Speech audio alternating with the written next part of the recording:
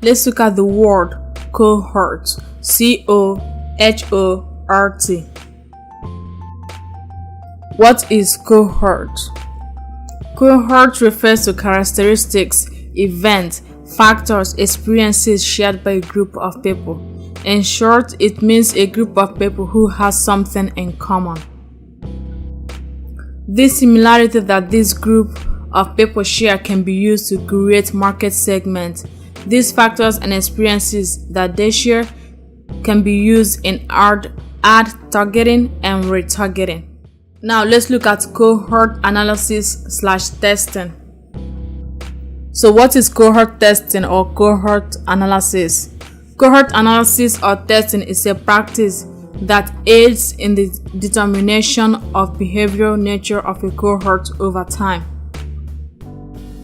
This can be used to see and understand patterns exhibited during the life cycle of the customer, also known as the customer journey. Cohort testing implies collecting, storing, and segmenting historical data that can then be analyzed to draw conclusions or be used to make marketing decisions.